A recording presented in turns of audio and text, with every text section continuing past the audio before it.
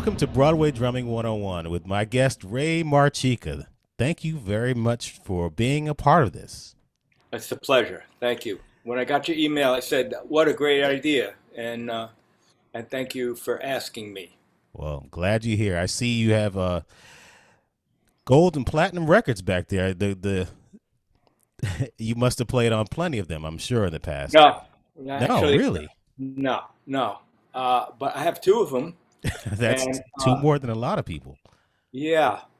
So one is for James Brown, "Living in America," which was in the Rocky Four movie, Yes. and the other one is a song called "Waiting to See You," which was in a movie called "Ruthless People." And both songs were written by the late, great Dan Hartman. You Oh, know, yes. yeah, he, amazing. He died a young man. I'm not sure, he died probably in the early 90s, Oh, that's sad. unfortunately. Yeah, Did you but know he him wrote, growing up? excuse me, Did you know him growing up, or how did you connect with him? I connected with him. I was actually dating a female percussionist named Linda Curtis, and Dan Hartman had a hit record on the radio at that time called "I Can Dream About You." Don't ask me to sing it. I remember that one. You remember that's a big '80s hit, Yes. huge, late '80s, great song. So he had a mini tour. My girlfriend at the time was playing percussion, and he had auditions for drummers. And I auditioned. I really prepared because I knew he liked big drum sounds. So I had Simmons drums at the time. Remember the Simmons drums? The doom, doom. Hmm. So I put triggers on my drums for the audition, and he loved it. I practiced and I studied what he wanted. So anyway, I got the gig. He liked the way I played, and then it was only a mini tour. It was like 6 weeks. Yeah, it was supposed to be longer, but the rest of it got canceled. And then about, I don't know, a month later, he said, "I wrote this song for a movie, uh, and it's all drum machines and uh, pre-programmed electronic percussion. It was called Living in America, but the producers of the movie wanted it to sound more live. So I was added on. I never met James Brown, unfortunately. It was done in Dan Hartman's studio. And when I played the vocal tracks with Dan doing like a reference vocal track, and all I had to do was like play a, a strong backbeat, some cymbal crashes, some simple fills on top of his layered percussion. So that was the story with that one. And then he used me, the same thing with the same deal for this other song called "Waiting to See You," which was not as big a hit. So I worked with Dan Hartman. He was an amazing musician, producer. So that's the story with that. And at first I didn't put him up there. This is like a we renovated our apartment. I said, "What the heck? I'll put him up." You know. So Very cool. I I know you've done a whole bunch of stuff in the past, and I remember listening to that song when I was in college, and there's a lot of stuff that I'm sure that you played on that I used to listen to when I was younger. But before we go into that part of your career, you were born and raised in Brooklyn. yes, yes. What part? Bensonhurst or Bath Beach. So it's near. It's between Bay Ridge and Coney Island Okay. on the south end of. It's about a mile and a half from the Verrazano Narrows Bridge near the water on the Belt Parkway. Do you remember what your first musical memory was? Not Broadway musical memory, but Oh yeah, yeah. something that. Go ahead. Yeah, my uncle was a very natural musician. However, he had a vision impairment and he couldn't read music. He couldn't. Um, and but he was a natural. He used to play piano with like four fingers. He could sing, but he played drums as well. And fortunately, my house was a three-family house in Brooklyn with a basement, and he had a little piano, not a regular upright piano, and a very old drum set. And those were my first musical memories of him uh, just going down there playing simple beats and grooves and singing and playing the piano. And then he taught me in the very beginning. And then I got there was a neighborhood music school that had a very good drum teacher, and his name was Pete Costa, and he taught me how to read. And fortunately, he was into the rudiments and really good drum books, which are still around today. The Buddy Rich drum book, the Charlie Wilcoxon book, some stick control book. So fortunately, I had two good early influences. When did you get your first drum set?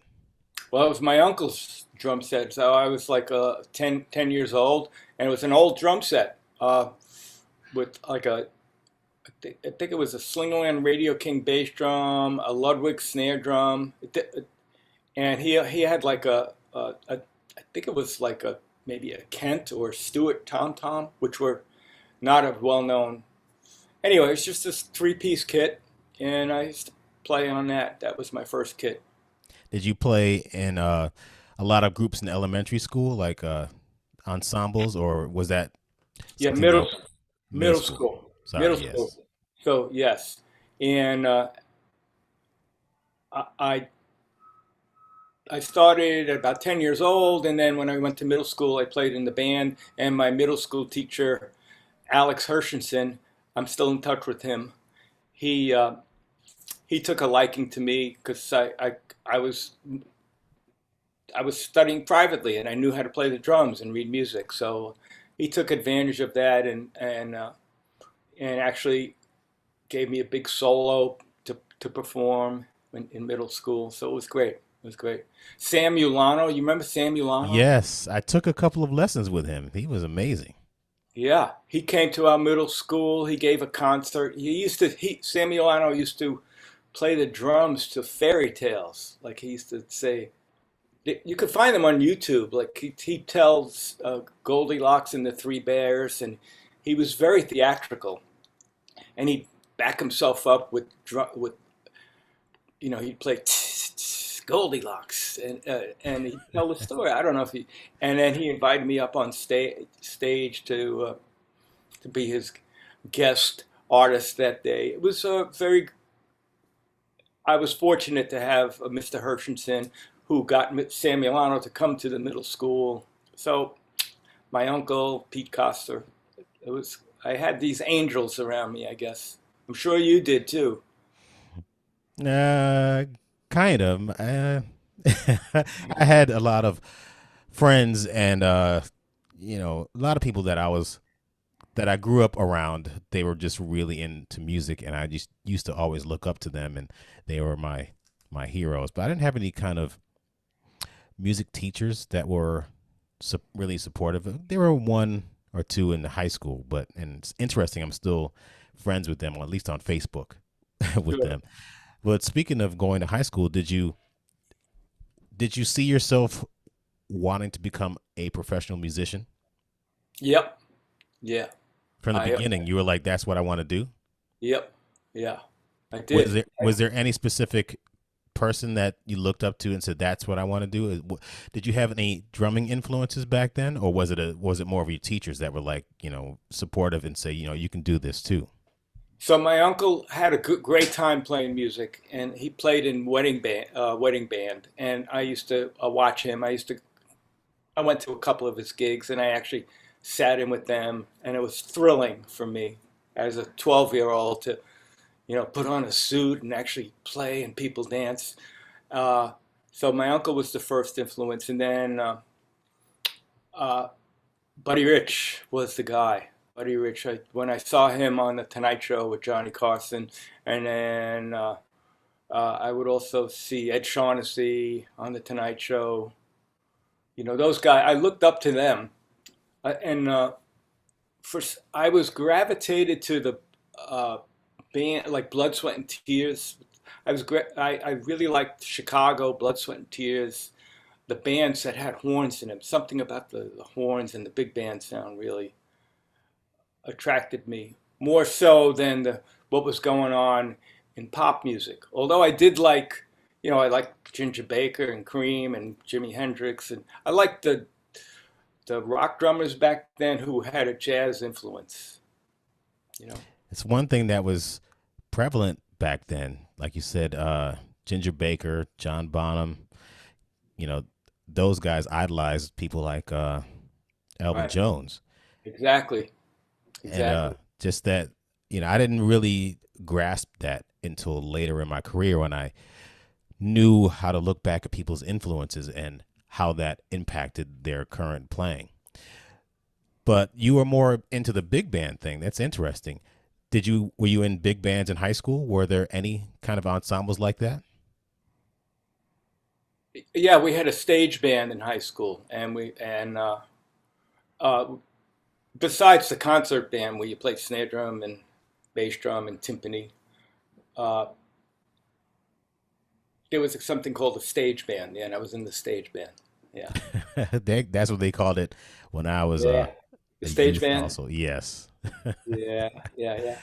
But I also had two buddies of mine who from my neighborhood, and they were into Buddy. We were like Buddy Rich snobs. We were like, no, if you couldn't play like Buddy Rich or that, but nah, nah. We were naive and stupid and narrow-minded, actually. But Buddy touched me. Buddy Rich really touched me. And Bobby Rosengarten used to be the band leader on the Dick Cavett show. So I used to watch the late night shows in high school, and if I knew Buddy Rich was going to be on, I definitely watched him. Did you ever get a chance to meet him?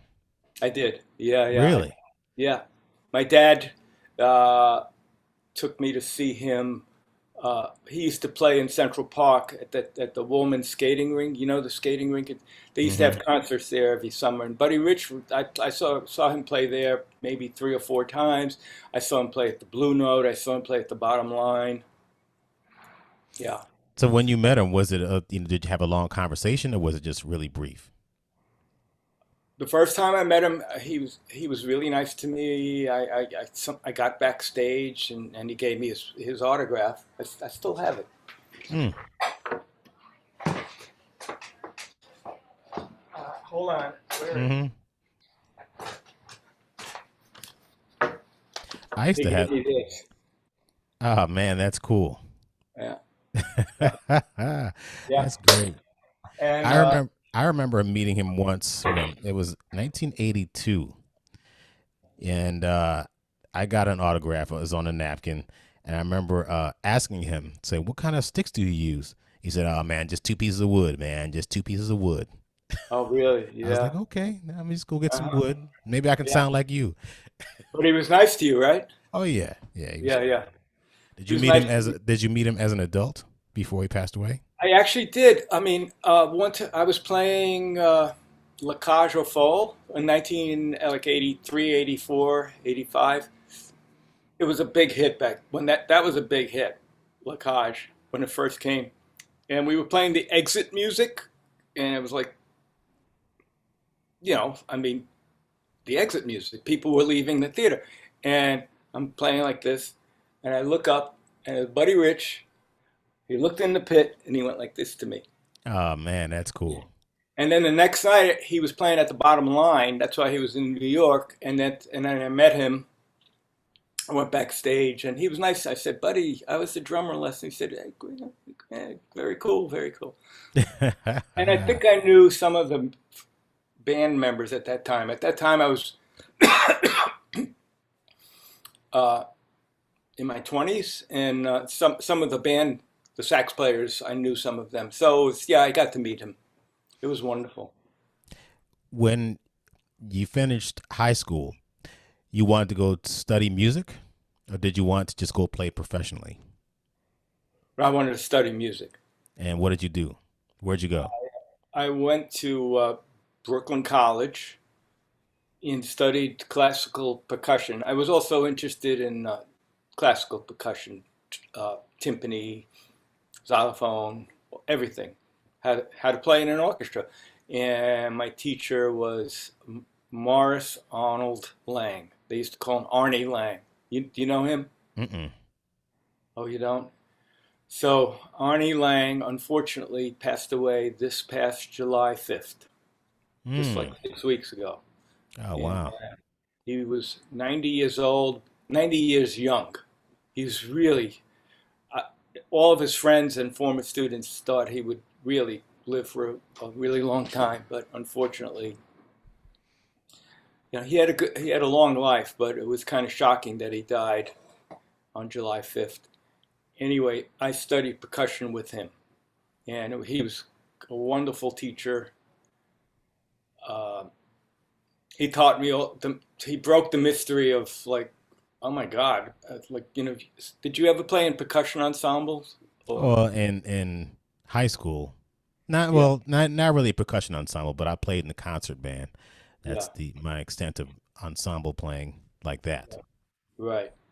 So in Brooklyn College, we had a percussion ensemble, and we played a lot of contemporary music, like written specifically for percussion ensemble. And Morris Lang really broke them. Like if something looked really hard, like oh my God, like fives and sevens and changing meters, and sometimes the notation would be it would just be like squiggly lines or arrows pointing up or hit a gong and put it in water. And I was like, what? Yeah, if you hit a gong and put it in water, ding, it makes an interesting Oh sound. wow, I've Very never. contemporary stuff. So, but he demystified it. He made it seem like you can do this, even though you're a drum set player. You can do this, and it was wonderful. Why did you choose Brooklyn College and not another place like like Juilliard or Berkeley or someplace else? Well, my high school teachers said that Brooklyn College had a very good program at the time, which they did, and it was affordable for my parents because it's a city university, and it was kind of close to my school. It was convenient, affordable, and really good. So those were the three reasons, and it was great. When you graduated, did you want to stay in New York? Did you want to explore LA or go on tour or what was the next path right after college? Man, your questions are so good. This is great, man. Really, I'm telling you, it's great. I just like to find out about people. It's Yeah, it's man, it's it's interesting great. to hear people's life stories and how they got Wonderful. to be where they are. Thank you. So real quick, so I wanted to stay in New York. I didn't real, because there's a lot happening in New York, and I knew it. I was an hour subway ride away the D train took me to Midtown Manhattan. And so I knew New York. Um, so uh, I graduated from college in What year was that, by the way? '76. Oh man, you were right in the middle of things. I was, You know, I was right in the middle of things, but I'd coming to the tail end of the haze, the real haze. Steve Gadd was at his peak when so I got out of college and I was like, what do I do now? What do I do? So uh, I started practicing more drum set and less xylophone and timpani. And Steve Gadd was playing around a lot at a club called McKell's. Remember, you ever hear of that? yeah, I've heard of it. When I got here in '93, it was about to close or closing, and by the time I figured out that was like the place, it had closed. I was like, man, I missed out on it. I heard Yeah. everybody used to go there. Yes. Yeah. And Stuff used to play there a lot with Steve Gadd and Chris Parker. Mm. These two drummers. It was amazing. I I I got into Steve Gadd out of so So after I graduated college, I said, I want to do more drum set. And at that point, uh, Morris Lang knew the contractor for a chorus line. The Broadway show, it was still running. The original one was still running. And long story short, they needed a drummer to go on the road. I auditioned. I went on the road. They liked me. It wasn't a complicated audition. Uh, I had to, for the contract, I just had to, literally, I went into his house. He was the drummer. His name was Herbie Harris. And I played maybe 5 minutes with him. He said, play me a little funk beat. Now, what if I told you to play it soft? What if I told you? So I did that for him. And then he said, okay, learn the show. So I learned the show. And Hank Jaramillo was the drummer, who's a wonderful, wonderful studio drummer at the time. And he moved out west. So I learned the show from Hank Jaramillo. I played it, and the conductor, Don Pippin, liked me, and he said, okay, he's good. You can go on the road. Did you do road shows? I did one. It was called Footloose back in 2000 to 2001. So back in 1976, in order to prepare for a show, it's a lot different than it is now. You didn't have a conductor cam video and all that stuff. You had to just go in and record the person playing. Did you go into the pit of Broadway to watch the person playing? Absolutely. Yeah. So in my case, also, I learned the percussion book and would, because I was still playing percussion. Because Ben Herman, it was like you said, there was a lot happening then. So Broadway still had like the older guys. The younger guys wanted to do studio work in clubs, and so I was one of the first younger guys to get into Broadway, I would say. Did people look down on you? Did they look at you like, what are you doing? Look at all this other stuff over here. Why are you doing that corny stuff? Not Did really. they look at it? Did they look at it as corny or? No, they said that's great because chorus line at that time was like Hamilton at the time. Oh, chorus, wow. it was like whoa. So or Ain't Too Proud to Beg. It was like it was a good hot show to do. It wasn't like My Fair Lady or something like right. a traditional show. So no, they didn't look down on it. And so the way I learned it, I had a cassette recorder. I got the music, a copy of the music. I recorded it on cassette and did my homework. But it wasn't as intense as it is now in terms of playing exactly what the person, what the intensity of subbing wasn't like it is now. Yeah, and for chorus line anyway. Okay. Yeah, like if there was a fill, Hank Jaramillo would play the fill differently every night. I watched him play it at least 4 times. I didn't just go in and think, oh, I could do this. No, he would play it a little differently every night. Sometimes he'd play the groove on the hi-hat. Some nights he'd play it on the ride cymbal. Sometimes he'd play 8. Some nights he was very creative, and they allowed his creativity. And I thought, okay. And I kind of lived in his envelope of where to go, and I got accepted. So there was some leeway. But you still had to watch the conductor. You still had to play the right dynamic. You had to know the music. So you went on tour with a chorus line. How long were you out? I only did it for about 8 months because I wanted to get back to town. I didn't want to be on the road for that long, and then when I came back, I started subbing on chorus line. I started the sub, Hank.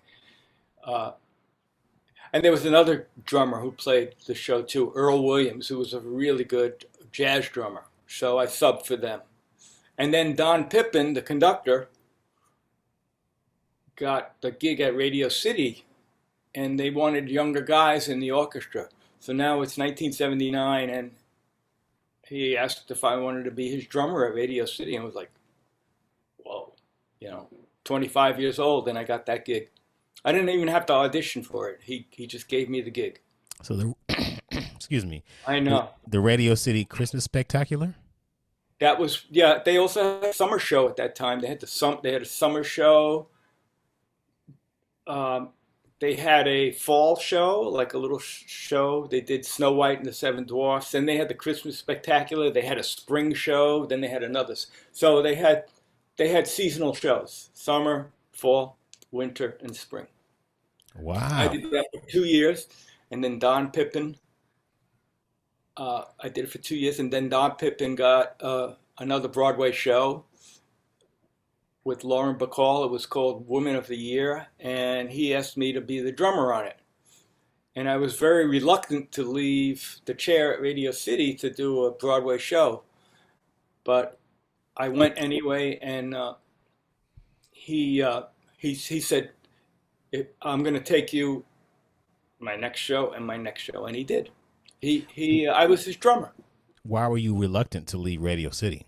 because I liked it, and seemed like a steady gig. And the new show I was doing, I was like, what if it doesn't run? What if it's only runs six? It was. And Don reassured me. He said, "Ray, I will take you if I have other Broadway shows." And he said, and he was he.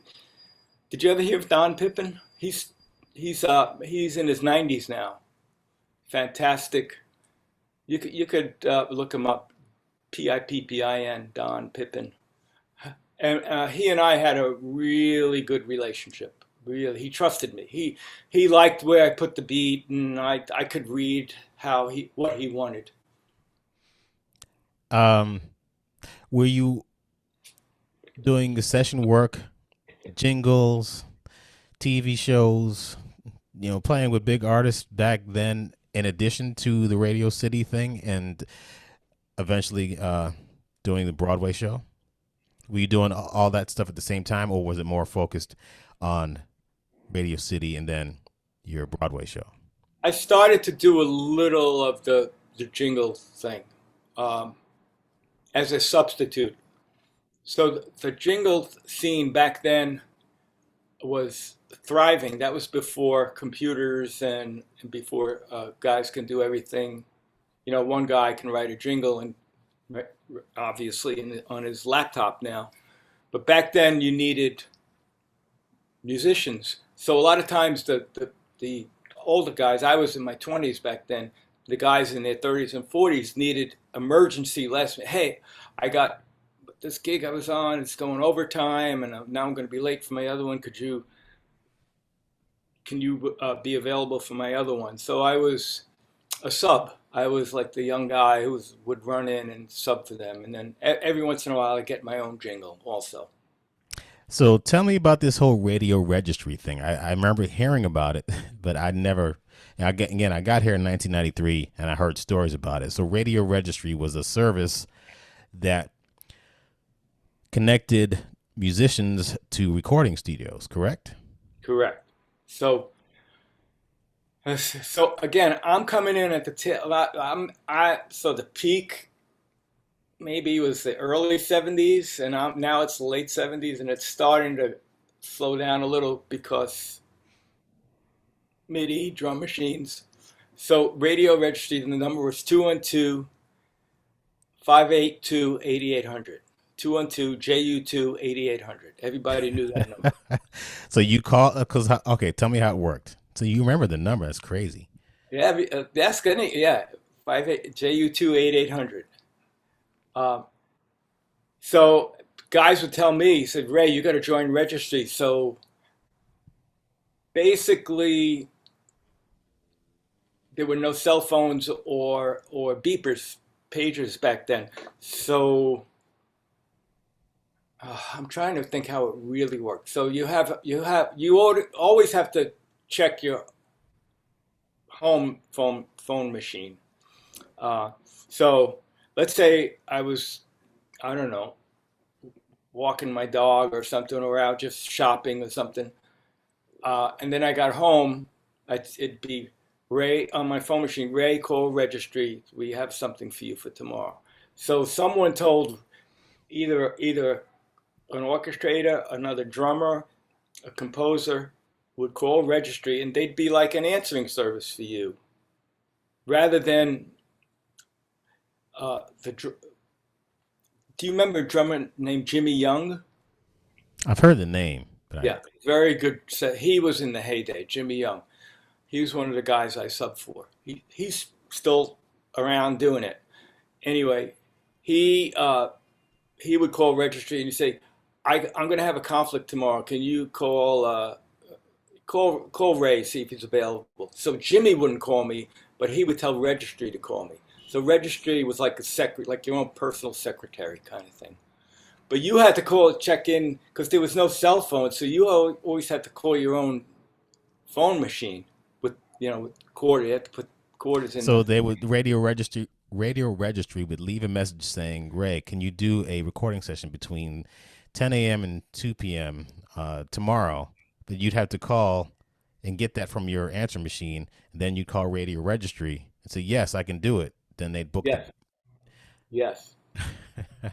yes. Ah, Was that clear? Or like, yeah. okay, so why wouldn't the guy just leave it on? Well, because the drummer or the contractor or the orchestrator, he's too busy to call 20 people. So he'd call registry, and sometimes I think registry would act as a contractor, and they would say, "Well, I know Bob Milliken is a great trumpet player. I'm just going to call Bob Milliken, even though this orchestrator said he needed three trumpet players." So sometimes radio registry, they would act as a contractor too. What if you knew somebody at radio registry and be like, "Look, man, here's $500. Just call me first." I was too young and naive to really know if what kind of that was a What kind of very. games people played? I didn't play any of those games. I don't know how they worked, to be honest with you. I don't know if they worked, but I knew you had to be a fucking good musician. Yeah. What if Sorry for cursing. what if radio registry called Clayton Craddock to play? Yeah, I want you to play on the new Fania All Stars record. I'm like, yeah, I can't do that. Fania, what they call Fania All Stars? Look, I can't play that stuff. But what if I'm the wrong person for the gig? I show up and I'm like, I can't play, Latin jazz. You should have Who called somebody well, else. who told them to call you though? I mean, how Oh, so I guess whoever is recommending, they know better. yeah, like Interesting. maybe who's the orchestrator of Ain't Too Proud? Harold Wheeler. So maybe Harold would say, "Hey, he sounds great on this Motown stuff." So even though I got Harold would be the person to tell registry to call. I gotcha. All right. Harold So loves what you're doing there, so he's just assuming you can do that too. yeah, yeah. Okay, that makes sense. Yeah, That makes sense. Ah. I mean, yeah. And again, I was past the heyday, slightly past the heyday. Well, in the late '70s and early '80s, there was still a lot of work up Yeah, until there like was a lot. Yeah, 1983 or so when yeah, the drum machine came out. that's right. Yeah, we'll talk about that in a minute. But your first show, what was that again? Your first show on Broadway? A chorus line. So you took over for the drummer? I was a substitute. Yes. So, so technically, there was a minute there that they made a change in the drum chair, and I was the drummer for 2 months, and that's yeah, and then it was it was crazy. I was in this little storm of they were making changes at chorus line, and Don Pippin, who was my guy, said we got to get Ray, and he's so they still kept the two drummers, and they added me as a third drummer. It was so Mm. back then. It wasn't like it is now. That you ever hear of something called walkers? Yes. Explain what walkers are for people that don't know, or should Okay. you not explain it? Well, they don't. It doesn't exist anymore. So I guess I could talk about. It was like so based on audience capacity, the orchestra had to have certain number of musicians in the pit. So a chorus line did not need strings. It was not written for, it did not need a string section. It did not need French horns. It did not need whatever, 26 pieces. It only had, I think it was a 16-piece band. So there was a little, so the producers of a chorus line had to pay 26, they had to write 26 paychecks, even though there were only 16. It doesn't exist anymore. I see you shaking your head. So were you one of were you one of the 10? I became one of the 10. So you got paid and didn't have to go in? Or did you have to go in? This was all new. This was all like it was weird. It was weird. They still had the two drummers, Hank and Earl, but they added me as the younger guy to do most of the work, but they still got paid. Mm. Clayton, I was young. I was okay. Of course I'm going to take it. Sure. So I did it.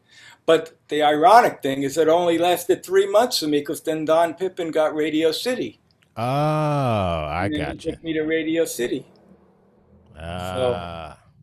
Man. So you did Radio City and then came back and did your own show with that conductor. Yeah, with Don. Yeah. And what was that show again? Woman of the Year. And how long did that run? 2 years. Oh, wow. Okay. Yeah.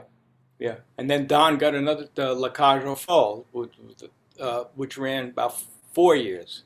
Wow. Yeah. So I guess I was lucky. I was the right time, the right place. I could play well. I had the training. I liked, it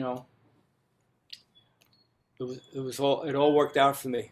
But I wasn't doing hit records. The guys back then, you had tons of hit records coming out also. So. Well, La Cage was when? What year did that start? 83. Okay. 1983. I was about to be a senior in high school. Yeah. And, oh, really? Okay. Yeah. So I remember. Great, man. What's that? You look great. Oh man, that's a lot of wheatgrass juice and kelp. Really? I'm just joking. I don't even know what kelp is. I just made that up. It's probably some kind of nutritional thing. I like your posts. I like. Okay, you don't have to keep this, but you have a great sense of humor, and I used one of your lines actually. I think I used it 2 weeks ago. It's like, correct me if I'm right or wrong. You said, if I don't go to your funeral, would you go to mine? What was your? I said that. Yeah. It was probably a question that I asked a while ago. Yeah. Oh, really? Think about that. If I don't go to your funeral, would you come to mine? How could he come to yours if he's dead? See, that's deep, man. That's deep thinking. Well, and you have to think like, wait a minute. It ties into your wheatgrass. I don't know what that is either. Yeah, exactly. Yes, I should have said hemp. I don't know. Okay, all right. Cannabis. No, I don't do cannabis. What is cannabis? I forgot. Why did you forget? Oh shit! Too much of that shit. That's the problem. Back then, yeah. Anyway, exactly. Edit. Can't let my kids see this. No. But anyway, 1983. I was a rising senior in high school in Manchester, Connecticut. I was into Parliament Funkadelic. Well, actually, they were on the back end of their career, but I was into The Time.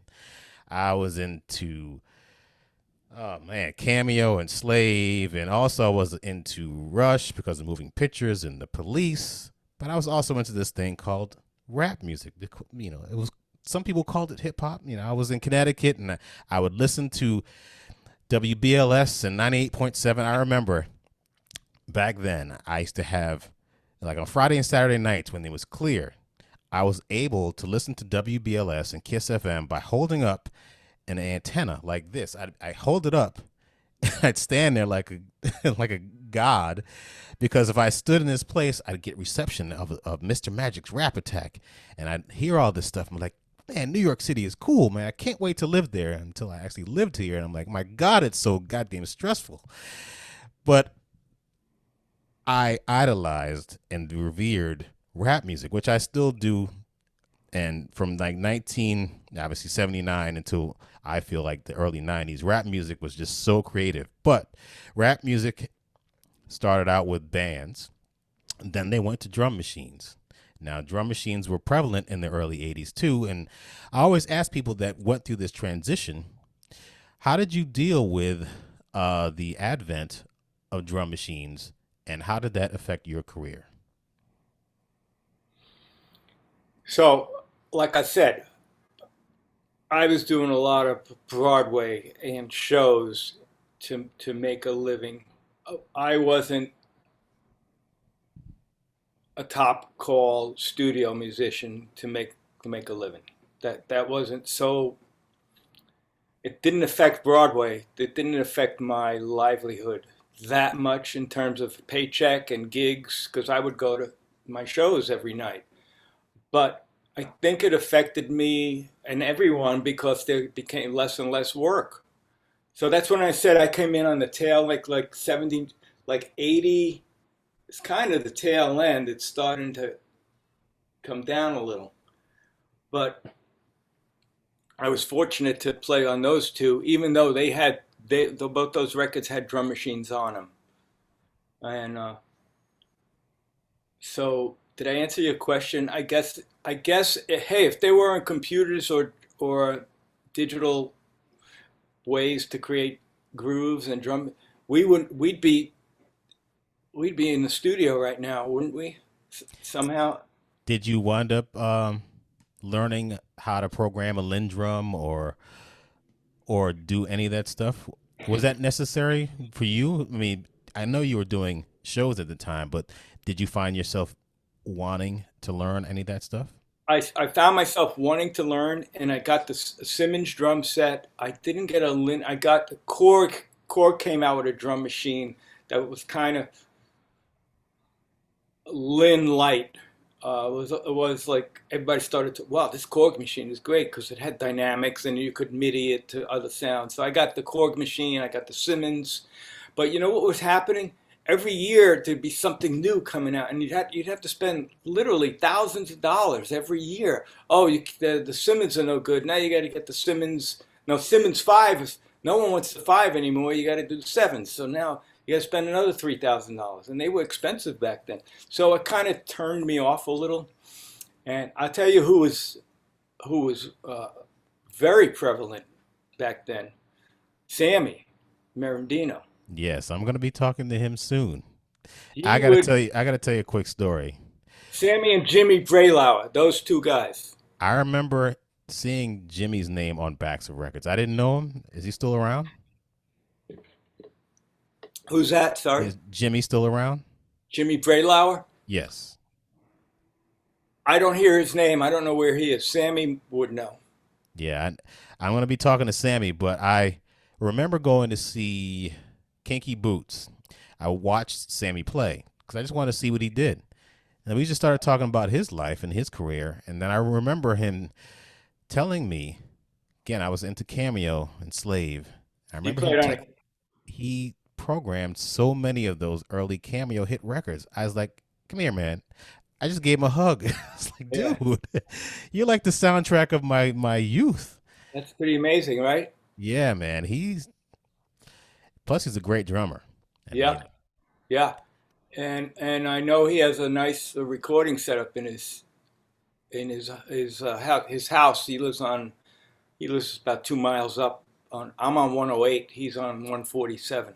okay. Okay. Yeah. So Sammy would know about Jimmy Braylauer, and so in answer to your question, I started, and that's how I got the gig with Dan Hartman, and that's how those two gold records came about. But then it was endless. It was endless. It was like, and I I don't know. I can't give you an answer like why I didn't continue and buy the next thing that came out, and then the next thing that came out. I wanted to play more. I didn't want to be the programmer, so it You worked were out for me. Worked yes, out. yes, it did. So you were with La Cage, and that ran for several 4 years. years. 4 years, okay. And you went with the conductor to another show after that. Then my buddy Paul Bogave, who's a wonderful musician, he asked me to do Starlight Express. Remember that show?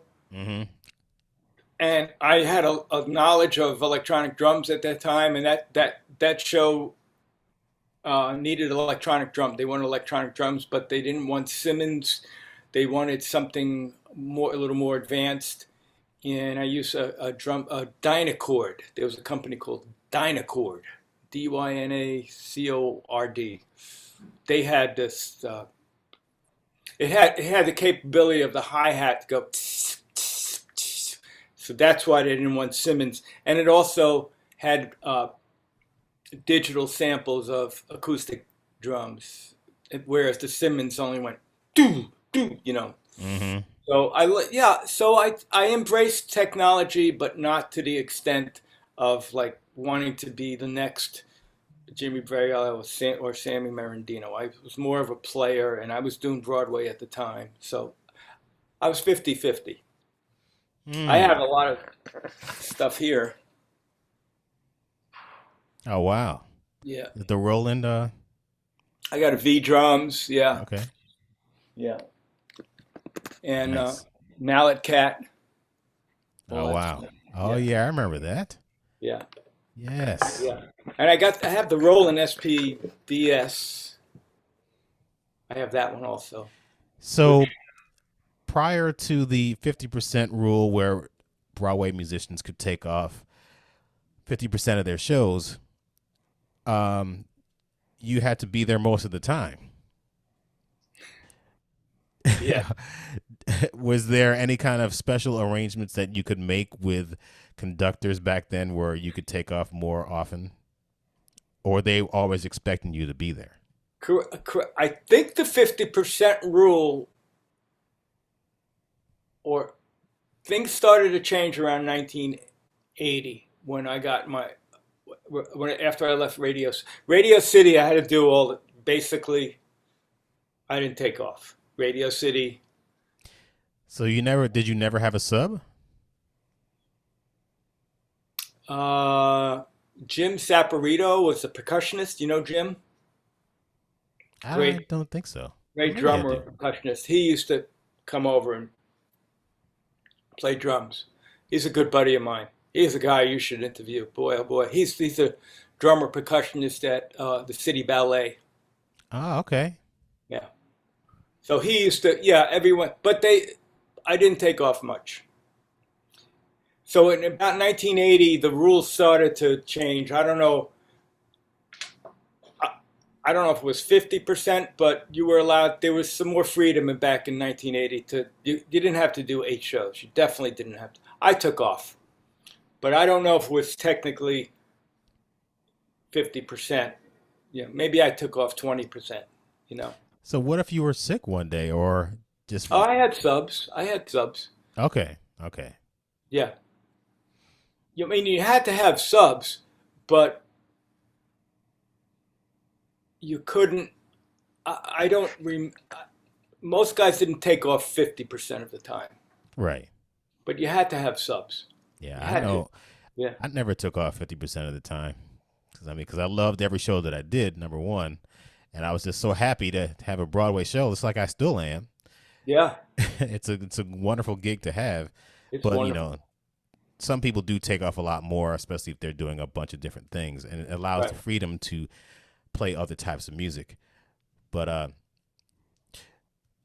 Starlight Express was your next show. That was in the late '80s. Correct. That was like I believe it was 86 to 88. I think that ran 22 months. 22 months. Yeah, 86 to 88. Yeah. Okay. You said there was more electronic percussion or electronic drums in that show. Yeah. Yes. Ah, Yeah. And the orchestra was in a remote room. That's that was like the beginning. Cats. I think Cats was the real beginning of uh, an orchestra not being in a pit. hmm. Yeah. And then Starlight Express, they needed the pit area because they were it was a roller skating show and they built the Like a over the platform over the pit so that the roller skaters can use, yeah, so that they couldn't use the pit for the orchestra. one thing I ask a lot of people in general: do you watch any or all of the shows that you do from the audience? Have you seen I any? have, I have, yes, I have. A lot of musicians don't want to do that because when they're in the audience, they see the show and then they hear the sound from the audience and they're like, wait a minute, I can't hear that bell that I play, or I can't I they don't turn up this and they don't turn up that, and they get discouraged. Were you ever discouraged after hearing the Yeah. sound from did it change the way you played when you got back into the pit? No, Okay. no. But to be honest with you, yes, I was the chorus line. I couldn't believe it. The first, so I'd be in the chorus line. Uh, well, like I said, it was a 16-inch, about a 16, I think a 16-piece band, and it was, brass and percussion, upright bass, electric bass, guitar. It was like everything. Then when I watched the show from the audience, I was like, what? Yeah, uh, yeah. How about you? I've watched every show that I've done except for Lady Day at Emerson's Bar and Grill until I saw it on HBO with Audra McDonald. I saw it on HBO and I damn near, well, I did cry at the end because it's so emotional. But the sound on HBO is a lot different than what it would be inside of a theater. But all the shows that I've done, which isn't very many, I've seen from the audience and I enjoyed the sound. Fortunately, the drums are present enough, so I'm kind of happy. Yeah. I was happy. I played Mamma Mia. I was happy with the drums in Mamma Mia. Mm. That was, I was happy with that. Uh, Oh, we'll get to that in a minute. We'll get to that in a minute. but not to throw the sound designers or the sound men under the boat or anything like that. I think the lyrics and the dialogue, like the producers and the directors want that up front so that it's a story. They want to hear the story and the lyrics, so the music becomes here and every, Mm-hmm. Mm-hmm. I so know. there's so I think there's got to be a balance. Yeah. Mm-hmm. Uh, after Oh, start. what else is what? So what's not happening now is like pits used to be more in the open. They used to be wider. I know over the years, I don't know how many theaters they built more seats in the front. So they took away pit space where the pit used to be more open and the natural sound used to come out. Mm-hmm. And that doesn't happen anymore. And then everything is mic'd now, come through the speakers. It's different, Mm. right? Do you prefer the way it was back then, as far as being in the pit, as opposed to the way it is now, where you're in a separate Well, room? again, I missed that part of it. I missed that heyday. I'm talking about when in the 50s and 60s. That's before mics. So I can't really comment on that because my first show was Chorus Line, and they covered the pit and Chorus Line because they wanted it to seem like it was a dance rehearsal room. Ah, that's true. That's Yeah. true. I never saw Chorus Line. I need to see it, but I remember seeing a plaque when I was at Memphis the Musical at the Schubert Theater. That's where it ran, correct? Yes. Like 15 years, right? Yeah, something like that. Yeah, Long time. yeah, yeah. Wow. So the late '80s, we get into the after Starlight Express. What was the next one after that? So then I had some downtime. I became a dad. I was married, and I was fortunate enough to start working with Tommy Tune. You know Tommy Tune. Hmm. Uh, so I hope every who's ever listening, Tommy Tune has won. I think Audra McDonald has tied him now. You know Audra well, don't Oh you? yeah. Yeah. Yes. So I think Audra has 9 Tony Awards. I think she 6. might have 6. Yes. Okay, Tommy Tune has 9. Really? Yeah, because he's a choreographer, performer, and a director. So he's won Tony Awards in all those categories, 3 different Wow. categories. So so after Starlight Express, Tommy Tune was touring the country, and I went on the tour with him. So I Hmm. did that, and then uh, and then after that, Will Rogers Follies. Remember that show? I never saw it, but of course I've heard about it. Yeah, yeah. Tommy Tune was the director, choreographer of that. I think he won at least 2 Tony Awards from that one. And I was the Ah. drummer for that one. Okay. When you had these shows, what was your approach in training your subs? Back then, I guess, I don't know if they had when the conductor came into play and having recording of that. Uh was there any kind of special thing that you did to make sure that your subs were prepared, or you just said, "Here, learn this and come back to me when you're ready"? I would I would mark my parts because I had subbed when I didn't have my own show. I know what it's like to sub, and I would think of my subs and say, well, I better put this in red.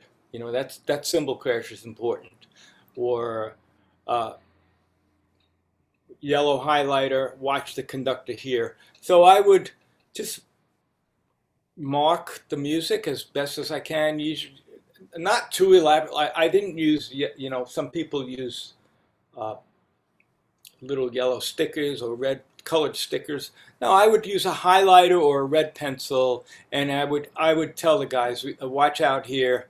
This symbol crash is important. Or watch here, it's tricky. The conductor's holding. He's going to cut off. He's going to do upbeat, and then you come in. Hmm. Well, sometimes they might just do this if there's a fermata and then there's point. So I would just tell them, hey, there's no prep. He's just going to point.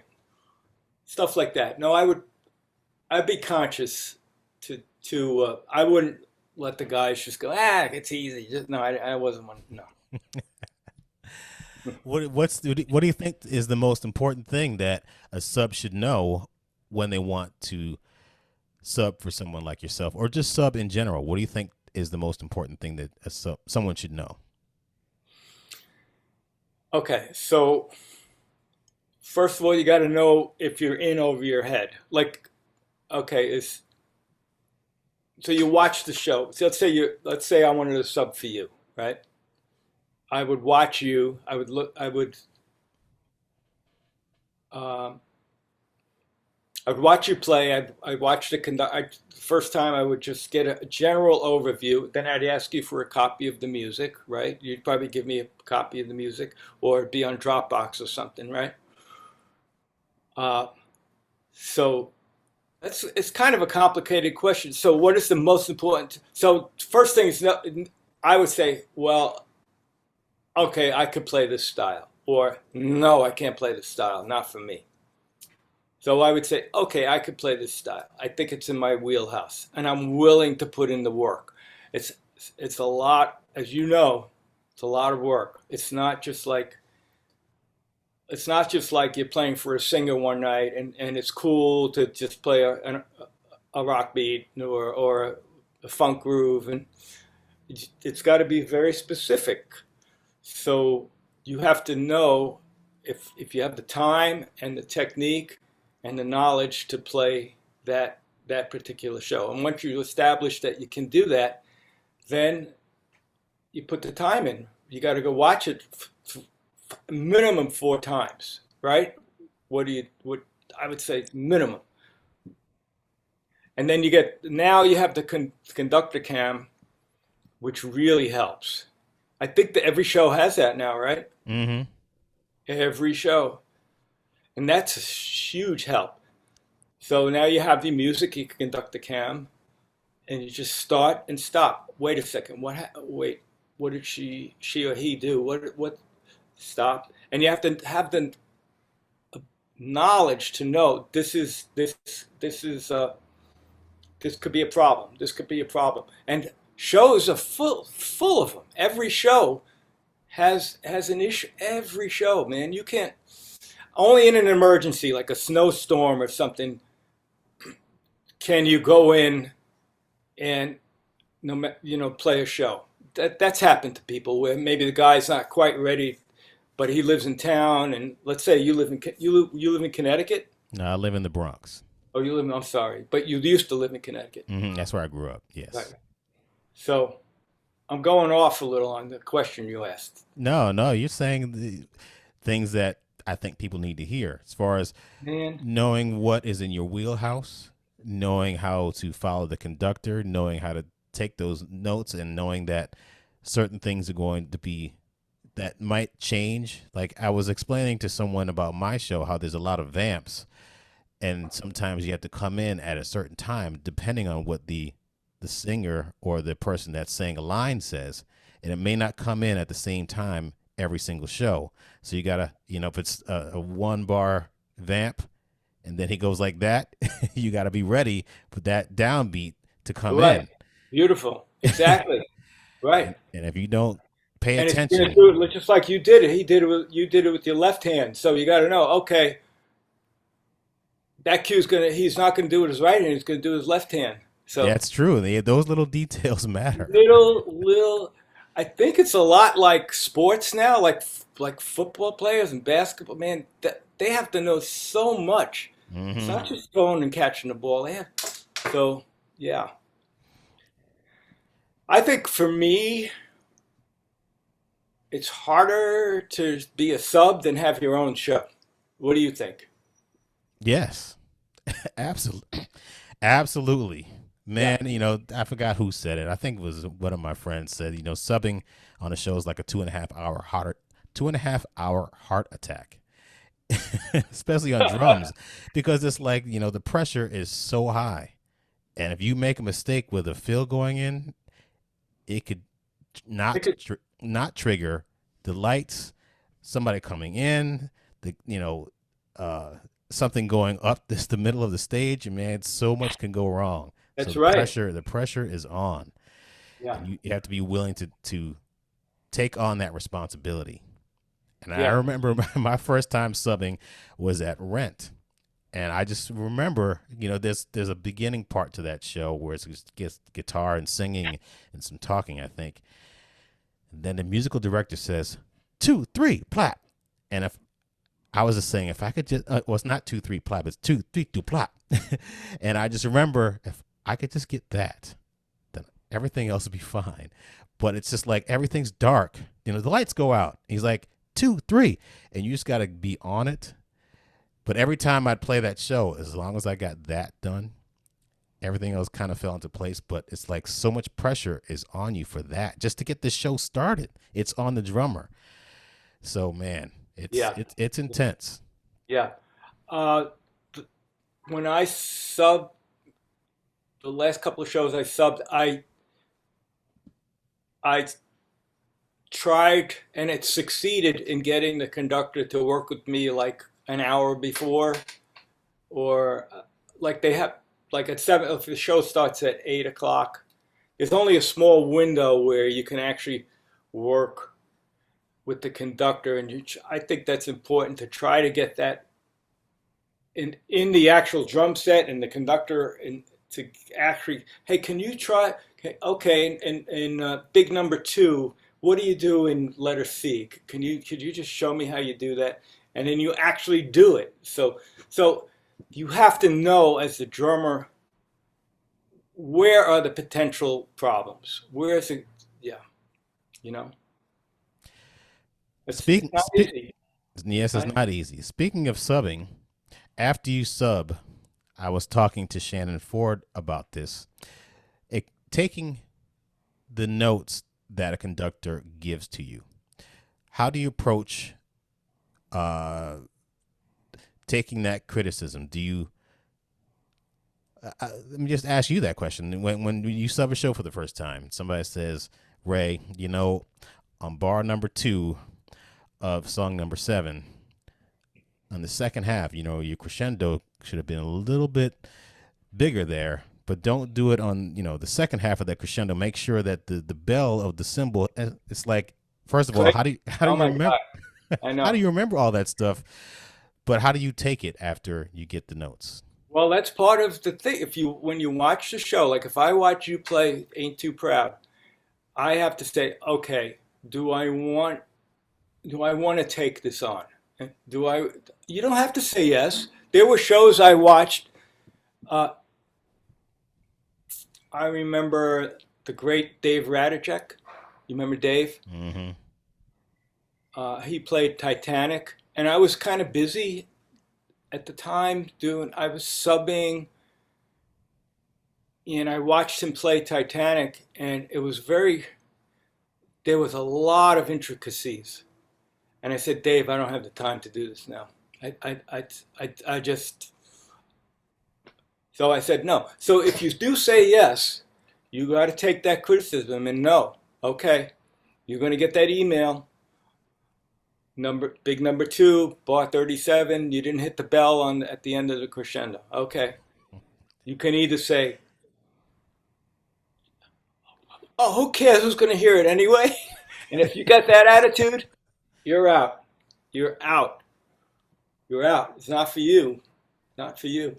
So Like nobody hears that in the audience because I was out in the audience. Doesn't matter. The musical director wants to hear that bell in that song at the end of the crescendo, and and you just got to have a positive attitude towards it. If you don't have the positive attitude, it's okay. Then take it, do another. You don't have to. If it's too much, there was a show, uh, The Life, a Cy Coleman show, The Life. Do you remember that? mm-mm. I was subbing for Warren. You know Warren? Oh yeah, I just spoke to him a couple days ago. Oh, you did. Yeah, How he's was that? great. That was He's been very. He knew he was back in the registry days and the jingle days. yes, He was yes. back then. Yeah. So I remember the conductor really liked me at the Life, Gordon Harrell. He liked me, but he kept giving me notes, and I was like, man. To myself, I was like, man. But then the associate conductor, uh, Joe Baker, you know Joe? Mm-mm. He conducted one night, and he said, Ray, let me just tell you, Gordon loves you. He just gives these notes. He just wants these. Don't let it discourage you. I almost let it discourage me in that show, but Joe Baker talked me off the edge of talk not off the edge, talked me off of like not saying no. It's too. I don't want any more notes. So it almost happened at that show for me. It was like, oh, this is too much. This is too much. Mm. But it didn't. It didn't. Wow. Yeah. So did that answer your question? Yes, indeed. Yeah. So Uh, in the going back to the '80s, were you playing with people like Earl Klugh and Johnny Winter and Bernadette Peters, Liza Minnelli, and stuff like that? Was that it during the? yeah. Yeah. Yeah. Yeah. Earl Klugh. I just did one recording. Only one, the bass player from a chorus line, uh, who's no longer with us. Roland. Roland Wilson liked the way I played chorus line, and he knew Earl Klugh, and he said I was lucky, and in the right time in the right place, and I got to play on a song called "Return of the Rainmaker" with Earl Klugh. It was in and out. big orchestra date. I was nervous. Mm. Uh, Bernadette Peters, I played with her a lot. For Cubby O'Brien was her drummer. You know him? I don't know him, but I remember him from back in the day. Yeah, he was an original Mouseketeer. He's a fantastic drummer. He's Mm. another guy. Yeah, there's a lot of guys. Uh, so he couldn't do some Bernadette gigs, and I subbed for him. Yeah. How to succeed in business without really trying. Was that in the early 90s? Yes, that was a 93, 93 to 95. Yes. Most of your shows seem to run a pretty long time. Did you have any like shows that were, this is going to be the next big thing, and then wound up running for a really short Yeah. time? Yeah.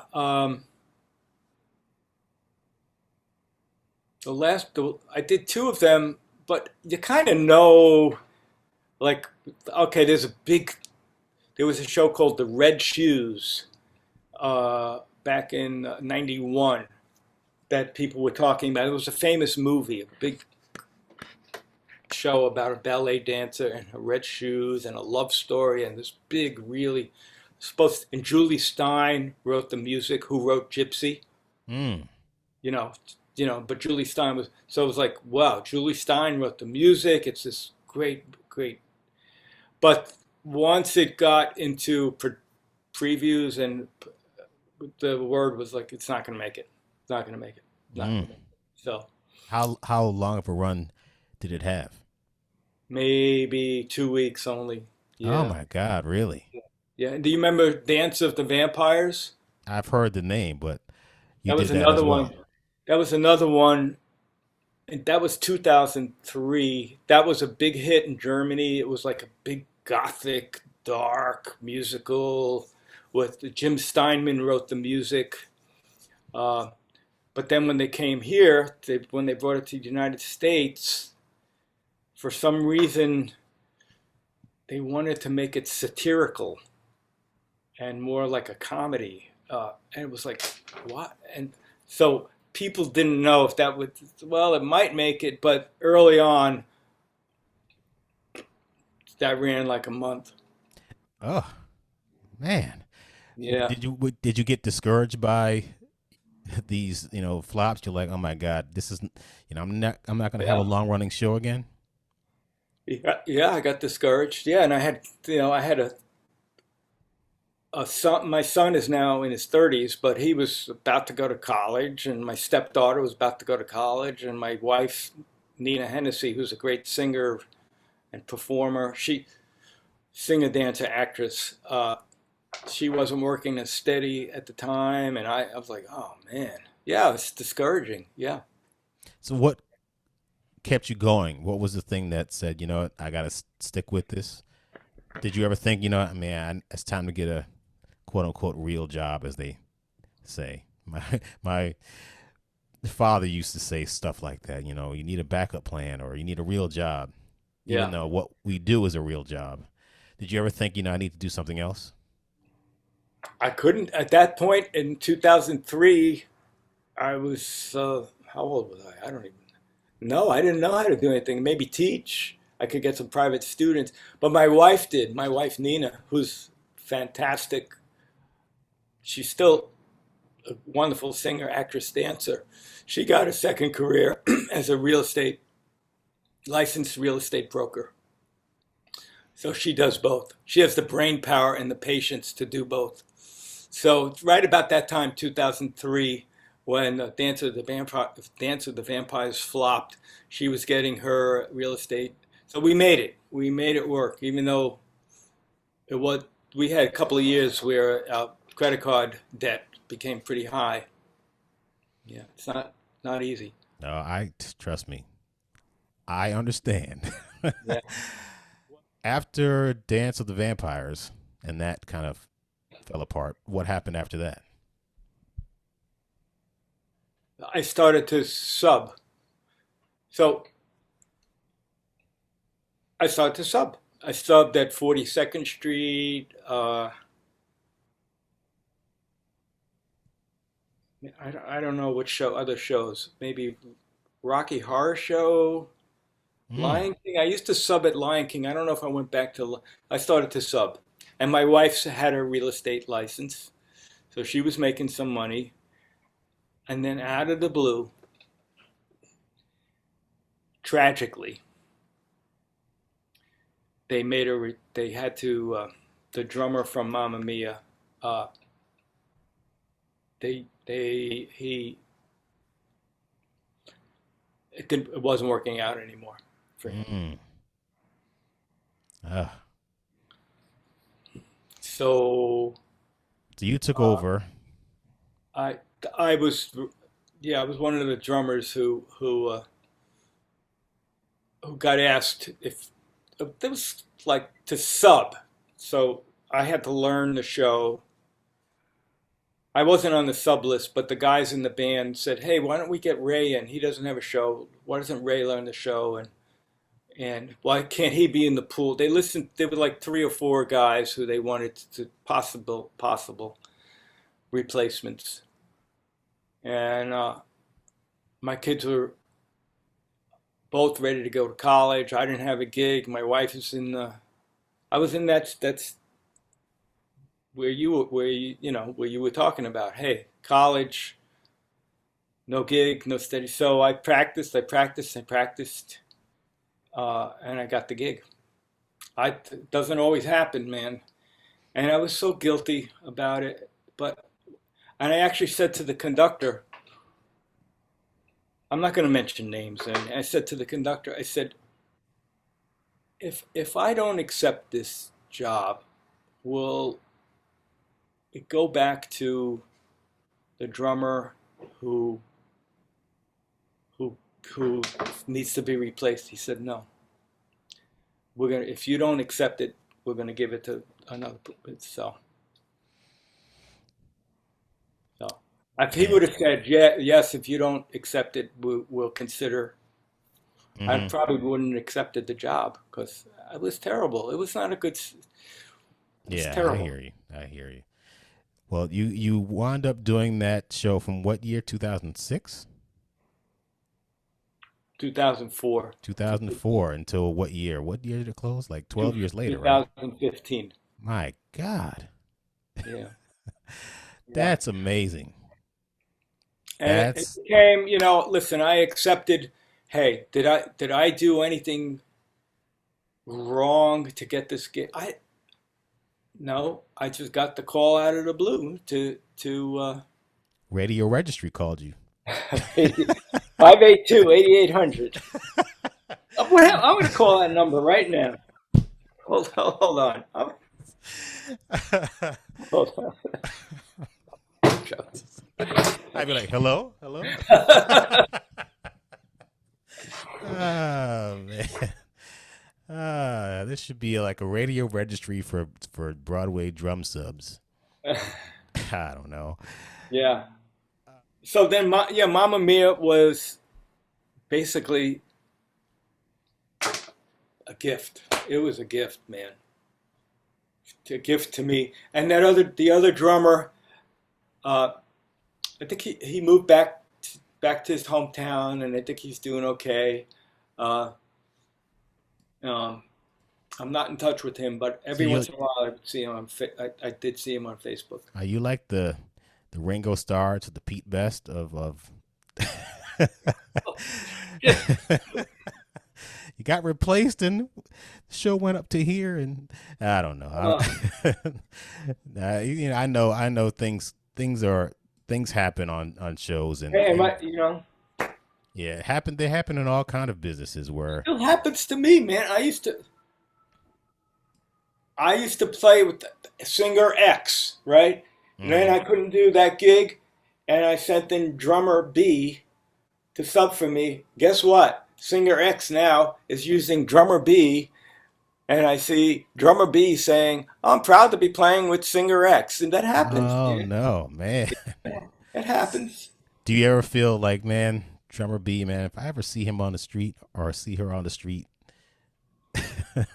No, I don't feel that way because he didn't do he it was didn't ace me. Right. He It didn't was. say, "Hey, man, you got to get rid of Ray, man. You got to get." He just, Yeah, that's kind of shady. I don't think that's ever happened to me. I know I haven't done it to anyone, but yeah, no. that stuff will come back and haunt you. Yeah, yeah. No, I never. No, but my feelings get hurt. Mm. That happened to me talking about those records. After I played with Dan Harmon on those two records, he had another project and he used another drummer, and I was like, what? And he said, I want to use this other guy because he's got this equipment and he's quicker with. So it happens. Mm. Yeah. During that run of that show, is that when you got the Rosie O'Donnell show? Which one, Mamma Mia? Yes. At Mama Rosie O'Donnell, I got from during How to Succeed in Business, and I have John McDaniel to thank for that. Who's a you know John Mm-mm. McD. He's a fantastic musician and piano player. He had auditions for that, and I got that one too. So I guess that was during the daytime, yes. and then you went to Mamma Mia after. No, not Mamma Mia. How to Succeed. The Rosie O'Donnell show ran from 1996 to 2002. So at Ah, that time, okay. I was doing How to Succeed. I was double dipping at that time for a little while. Yeah.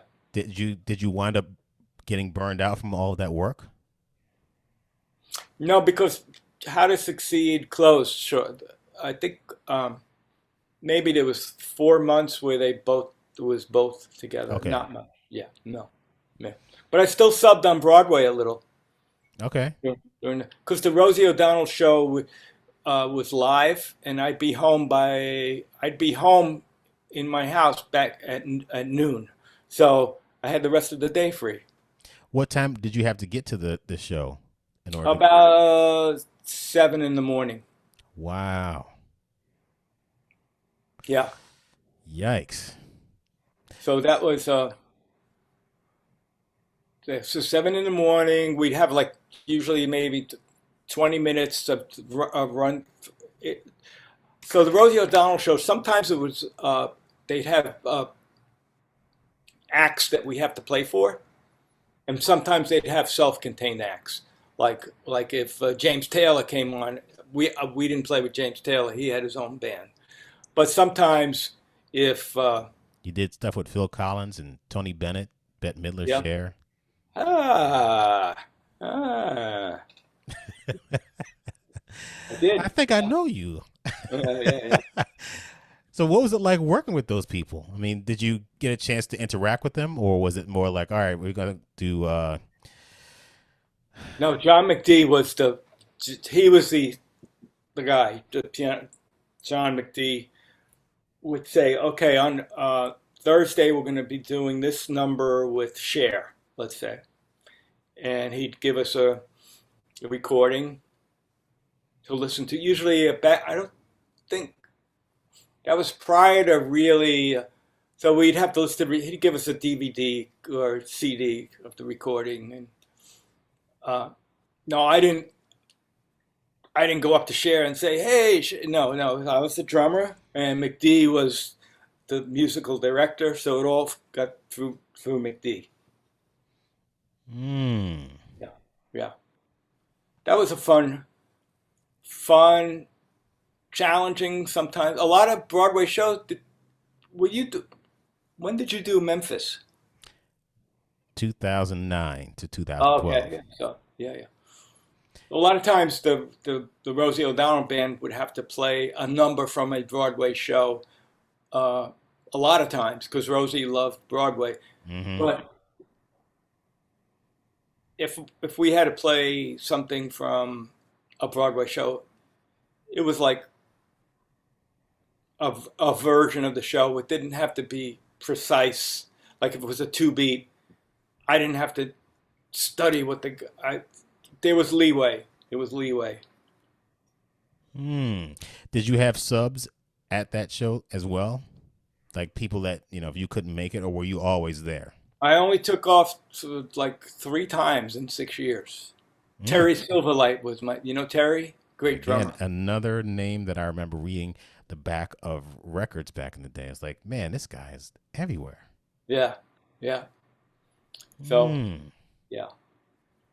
But some days were real easy at the Rosie O'Donnell show where like James Taylor would be we wouldn't have to play for him and the ins and out of the Rosie show quite often during the commercials she would stop the band so she could talk to the audience. So a lot of times we didn't have to play when the 3 minute commercial break. We just have to come back. They'd say, "Okay, you're coming back in 20 seconds." So then we'd come back in.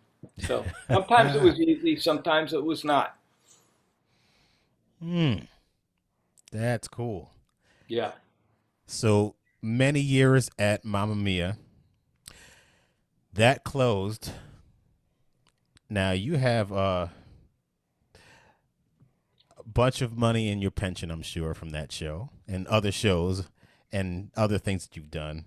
Did you say, you know what, I'm ready to retire, or I want to keep going? Oh, I said I'm going to keep going. So right after Mamma Mia closed, the bass player Paul Adamy, Yes, you know Paul. yes, I do. How great is Paul, man? Amazing. Amazing. He said, Ray, Martin Axe is a very good MD, but he used to. I do this. I know I did this before. Martin got an off-Broadway show called A Trip of Love. He said Martin hired me to do it, but Martin thinks you don't want to do it because it's off Broadway. I said, hell, I'll do an off Broadway show. So I got that, Hmm. and that ran 10 months. So I did an off Broadway show. Then after that, uh, I kept getting these calls. I got called to take over. Oh, Seth Rudetsky's show, the Disaster, the show Disaster. I've heard of it before, but I did that. Unfortunately, it didn't run long. Then I took over for Perry Cavari. You know Perry? hmm Took over for him at Something Rotten for just 3 months, and then it closed. And then I did Miss Saigon, the latest revival of Miss Saigon. yes, that's where I saw you in the Yeah, pit for the first time. yeah, Very cool. I didn't see the original one, and I enjoyed the new one. Always heard about the helicopter and all that stuff, but it was interesting to see you play, and there were two other percussionists, correct? one other percussionist, One. Chihiro Shibuyama. Shibuyama. It was a Chihiro. massive. You guys had so much going on back there. It's fascinating. Yeah, yeah, that was fun. That was a lot of fun. I have a video. I should put that up on YouTube of us playing. There's a little piece. Yeah. Hmm. So talking about the pension. Yes. So we're saved, That's what I. apparently. That's what I hear. That's what I hear. That's a good thing. Did you ever? You're 66. You said Yeah. you could actually retire next year and get the full pension. Is that how it works? 65. Yeah. So Would you I'm ever? of that age. I'm of the age. Yep. Would you ever retire and then do another show? Because you can, from what I understand, you can Yeah. retire. I would do that. I would do that. Yeah. You're not ready to do that just yet. What, to retire? Yes. I'm not ready to retire. I mean, I've been doing a lot of, so I have some good projects. I played a lot during COVID in Riverside. Riverside Park is like a block away from me. The guitar player Oz Noy. Mm-hmm. He lives in my neighborhood, and we went to Riverside Park at least 30 times during COVID. I just wheeled a very small drum set, and we played standards, and we recorded it after COVID. When things started opening up around December, we went to a recording studio and recorded that. And then Ed Palermo, I play in this big band. We play a lot of Frank Zappa music and a lot of Ed's original music. We play music of Edgar Winter. We play cl- classic rock for big band. So uh, the reason I'm mentioning all that is it's more creative for me to play jazz and Ed Zappa stuff, but I'm not ready to hang it up with uh, and turn down a Broadway show, you know. But I will be honest with you, since I'm 66 and it is cyclical. So like when I started Chorus Line, I was 25, and all the other guys were in 50s and 60s. So now I'm here, right? And the younger conductors, let's say they're what are they, 35, 40, 45, they don't know me. So um, they're going to hire people that they're going to want people they went to college with or people they were on the road with. So that started, I started to feel like, okay, maybe I'm here now. So I don't know what's going to happen. Well, since you have so much experience in the music business, playing shows, playing on TV, what advice would you give those younger drummers who are interested in playing in Broadway shows? What's like the biggest piece of advice that you'd give them? Okay. So first of all, you got to be passionate and really want to do it. It's like it's got to be your calling. I think it's got to be you. If you want to be a musician, I want to be a musician. So okay, so now you're saying specifically Broadway. I mean, That's a young correct. musician Young or young Broadway drummer. They want to play drums on Broadway. Since you've done so much over your career, you know what? This is what you would say to them. Kid, drums on Broadway, right? Is that what you're saying? I would drums on say Broadway. Drums I on would say Broadway. it's a crowded field. It's really, as you know, isn't it crowd? How many guys asked you to sub for you? 75. How many? 75. I counted 70, them up, yes. 75 guys called you and asked if they could sub for you. And one woman. Okay. When I say guys, I mean, Yeah, yeah, I know what you mean. I Just to mean, clarify, it made, and yeah. nowadays it makes a difference. But yes, So I guess sorry, I 76 don't mean, altogether. I don't mean, I didn't mean that in it. I meant, I know what you mean. But it's like, yes, a lot of people it's have like when reached, you go into an orchestra, if a conductor comes into an orchestra and he says, hey guys, and then, right. okay. Anyway, So, guys and girls, 75 men and women asked you to sub for them. So the first thing I would say, okay, you can do it if you're schooled and trained, yeah, but you gotta, I think if I was 25 or I would certainly want to know how to engineer in Pro Tools.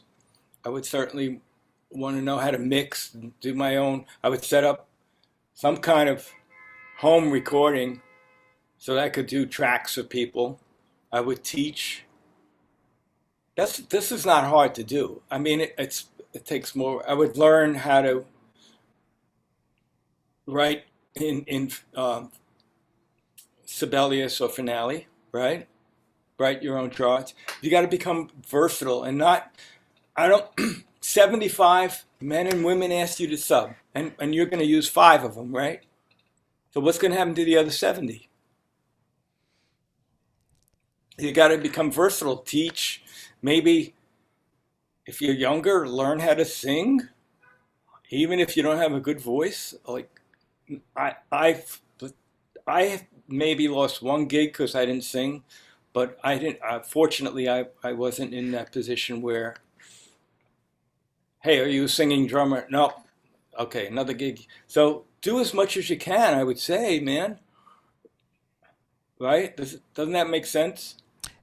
when it comes to actually playing on shows, what do you think someone should know in order to play on Broadway shows? Okay. So that was I didn't answer your question. I just said if you want to be a musician, this is what you got to. So you got to know how to read, like what I talked about earlier. You got to see if it's in that shows in your wheelhouse. You you said maybe if it was a Fania All Stars show, maybe you weren't the right guy. For me, maybe if it was I don't know, a Greek show, I'd say no, no, not for me. Or if I got asked to do a show and I had to play like these really hard mallet parts, I would say it's not in my wheelhouse right now. So know what's in your wheelhouse. Be well trained. I would play as much music with bands as I can. Like your show, how do you play? What's the best way to play Motown grooves? Man, you play with a band, man. Do gigs, do real arm, do gigs. Even if they're not going to pay money, go out and do them. Have jam sessions. Go become a real player. You got to become a. You can't just fake playing like you play. You can't just fake that. So, am I answering your question okay? So, you want to become the best player you can. You want to know if it's the right style for you. If you're a drummer, it'll help to be a percussionist, to learn how to play some bell parts and mallet parts and timpani parts. Definitely, it helped me. That's how I got Miss Saigon. Oh wow, really? Because Yeah, you were versatile and you could play yeah, a variety of percussion instruments. yeah, yeah. There was one time where I had to learn a bell part for a show. It was only 5 notes, and I'm not a percussionist and I'm not a mallet player, but I had to play a certain thing, and then within like 10 seconds, put the sticks down, do do do do do, whatever the notes are, put that down, and then play again. I was so scared to death because I'm like, am I going to get this right? Sometimes I'd make mistakes, but I just learned where the notes are. And of course, if I had training in percussion, that would have made it much easier for me. But it's something that you will come across from time to time. You know, you want to play a show. Even there was the show was The Color Purple. The first Color Purple, I didn't have to do any of that stuff, but I had to play djembe. And I didn't grow up playing djembe, even though people think that all black people it's natural. I'm just joking, but we had to play djembe and some other percussion instruments, and even in Rent, we had to play, it's a sleigh bell and other things. But a lot of books combine drums and percussion, so you have to know how to play that stuff. You're not gonna Absolutely.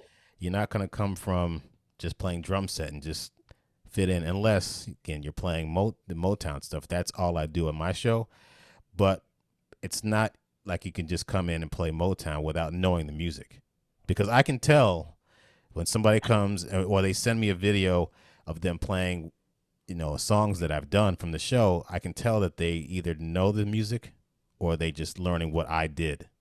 No, exactly, man. Yeah.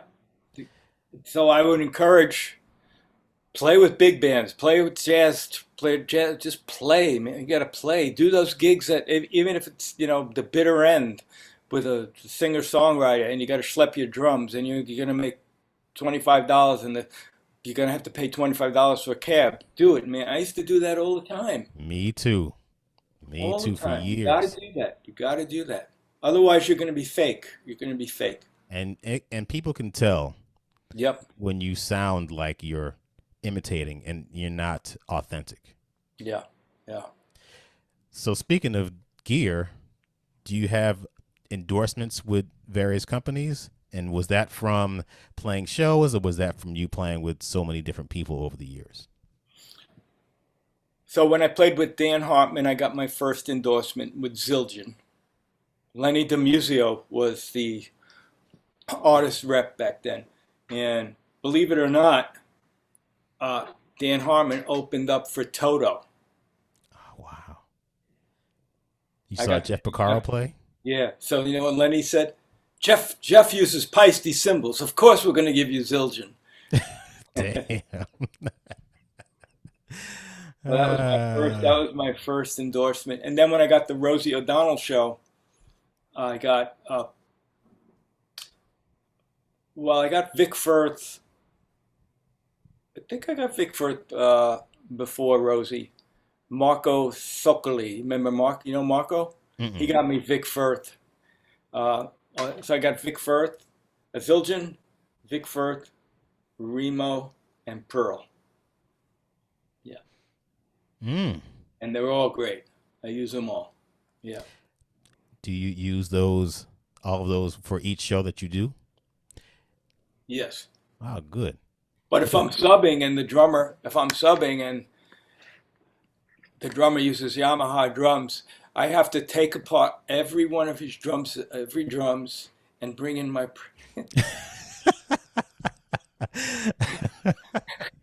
It's like Ray's coming in. All right, bring the drum set. Bring the drum. That's funny. No, I use. Or you cover up the logos on the thing so you don't see them. Those are Evans heads. Oh no, I'm sorry, I gotta put tape on them. Yeah. Even though I'm gonna fit, man. That's funny. Oh man, Matt, you know I gotta. Okay, You what? this may or may not go on the podcast, but have you ever had subs that come in and totally change things around to the point where you come back in and you're like, what did you do? This is one Oh, thing you don't do when you're a sub is come in and change everything around to make it to your liking and then leave. Because when the regular drummer comes back, they need to be comfortable. So they need to make sure you need to make sure that you at least readjust things to an approximate height yeah. of what the drummer generally did. Did you have any kind of nightmares you I would can't? warn the guy. I would warn the guy. I said, please, if please don't. You can move the snare drum a little, maybe, but the soundmen have the mics. That matters. That matters too. They're Yeah, like something maybe changed if you last could night. just do it that much, maybe, whatever. So every once in a while, the mix. Well, now they're digital mixes, so now you give each sub has their own mix. But in Mamma Mia, we didn't have a digital mixer; we had analog. Mm-hmm. So every once in a while, I come in and say, "Oh man," Yeah. yeah. But yeah, that's the hardest. One of the hard things about subbing is having to play on the the uh, the guy or girl that you're subbing for setup. That's yeah.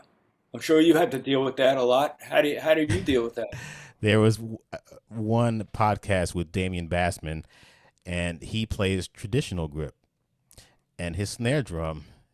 I joke with him. It's like at a 90-degree angle, but it's I know. I know. Yeah. it's much like Right. a 45-degree angle, and it was so hard to adjust to play like that. And I went back to,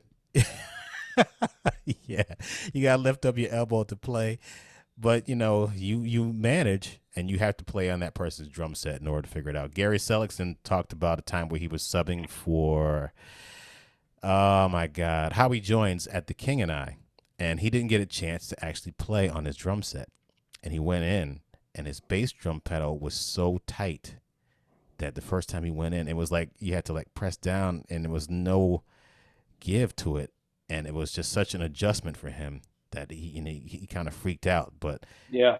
when you sub, you got to make yourself comfortable with the setup that the drummer already has. So as a sub, you gotta go. You should go in, find out when you could go in to play the drums. If the light switch are gonna, if there's a light in the pit, if there's no light in the pit, you got to bring a flashlight. You got to get permission to to feel that equipment. Otherwise, you're in trouble. So I that's remember, another thing. yeah, You got to be smart enough to know that. I did that at SpongeBob SquarePants when I was subbing for Damien. I'd get there at like, I don't know, 5:30, and it was dark. It's completely dark in that pit. I had to use my flashlight from my phone in order to find my way through, so I could Right. just sit there and just have the flashlight on, because I was determined to get it right. And you just kind of have to put in the time, even though there's no lights, there's no air, there's no nothing. You just have to be there. And then when the lights come on, you're like, oh my God, now I can play. But then you can only play for a certain period of time before everyone else comes in. If you're playing too loud, people around you aren't going to want to hear that. Then the sound people need to come in, and it's a lot that you have to understand when you're going into sub. I'm sorry, I'm like taking over the No, interview no, here. that's I sub there too a little bit, so I know that I Oh know. yes, Yeah. okay. So yeah, you have to be so. Who's ever listening out there? There's a, there's if you follow that advice, you're in an advantage again. You know what to do. You know what to do. You know where the problems are going to be that can exist. Yes, show was so Yeah. much fun to play. I keep telling Damien that's sad that it closed, but there's sad that a lot of shows close, and shows Oh, do close, unfortunately, yeah. I know. I except know. for Phantom And probably Lion and King Lion and King. Hamilton, Mm-hmm. Wicked. Mm-hmm. They'll keep going. Let's pray. Let's pray Yeah, that we all have long running I know. shows in the moment. But a couple other questions. What other projects are you working on? You mentioned some stuff earlier, but Right. do you have any things that you're working on for yourself that you'd like to promote? So with the Oz Noise, we recorded that CD. We just finished mixing it. It should come out in January. It's a very good trio CD. I'm very proud of it. Uh, I did a lot of standards. Osnoy did all the arrangements, and we got a chance to be very musical and play in the studio like we did in the park. Hmm. It's going to be called Riverside because it'll be Ah, played that's in great. Riverside Park. Yeah, and then Ed Palermo, we have a new CD coming out, which is we played. It's all Edgar Winter material from his record called Entrance. Wonderful record. So Ed uh, arranged the Edgar Winter CD for big band. So that's coming out. So those two CDs are coming out soon. And right now I got these V drums. I love them. I got them plugged into this computer that I'm talking to, and I use Ableton Live. I'm trying to get better at Ableton Live, and uh, that keeps me busy. I'm trying to get my mallet chops together. I play a little bit of keyboard. I'm trying to get better at that. That's what keeps me busy. I have a wonderful family, as you do. You know, that keeps me busy. My kids are older than yours, but I'm in touch with them all the time. Uh, so that's what keeps me going. One Yeah. last question. Where can people find you on social media or So my website? website, which needs an upgrade, raymarchica.com, RayMarchica.com. I'm on Facebook, my name. Twitter, I don't do that much, but I have a Twitter account. I don't do it. Instagram, I do a little bit. Same, it's all my name. It's all my name. If you want to pay me, pay. Hey, no shame. PayPal, Cash App, Venmo, send money to Ray Marchica. Oh, Jesus. No. Donations of $500 or more, Yeah. please. So, I don't know, man. But I will tell you one thing. I have dreams sometimes that I'm messing up, or that I just had a dream last night, man. I'm not lying. I don't remember the gig, but I was handed a bass part, 10 pages, right? And it was a Xerox copy, and the print was gray. I could hardly see it, and there were arrows and cross marks, and it was a bass part, and it was a one night gig, and the bass player, you know, Ray Kilday. For Mm-mm. some reason, he was the bass player, Ray Kilday. I was like, Ray, I have a bass part. You're the bass, and it was like a panic dream. It was like, ha, where's the cut? Where's it? And the conductor was like, oh, don't worry about it, Ray. You know it. So I'm just saying, my point is, it never ends. Was You that still clear? I mean, so you have dreams of things that like, uh-oh, I'm could behind go the wrong. eight ball. I'm behind the eight ball. I'm not prepared. This is like, wait, they think I could do this, but they didn't give me the right part, Oh and man, I'm the drummer, man. If I mess it up, then the whole thing's so. that I don't know. happens. That happens. Yeah, yeah. Sometimes I have dreams that you're running late for a show or something happens. You're stuck in traffic. Some of those dreams, thankfully, Oh, they that's haven't happened in a long time. But yeah, then some of that stuff really happens in real life, and you have to find your way through it. yeah, yeah. You're really good at this, Clayton. And I'm gonna, you know, Well, thank you, man. thank I you for that. And your business. What? So I don't. You know, you could. So Yeah, you majored in business. yeah. My degree, I got a degree, Bachelor of Business Administration, with a concentration in management. It was 1984. My father was looking through the want ads, and I was looking for the next thing I wanted to do, and I wanted to go to Berklee College of Music because I wanted to play music. And my father was like, "No, you're gonna study accounting. Look at all these accounting jobs in this want ads." And he opened up the newspaper, and because he has a mindset of getting a regular steady job, and then you don't want to wind up like all your friends, the friends that I looked up to when I was younger. They had records out, and if you release a record in 1983, you're like the man. But my friends wound up playing in clubs, and they're still playing just like I'm doing. I'm playing in wedding bands, and just like they are probably. But I wound up doing the whole Broadway thing, and they look up to me, but I looked up to them. But my degree is in business, and I used it to get certain jobs when I first got to New York, and I was working at Pershing, which is a division of Donaldson, Lufkin, and Jen Red.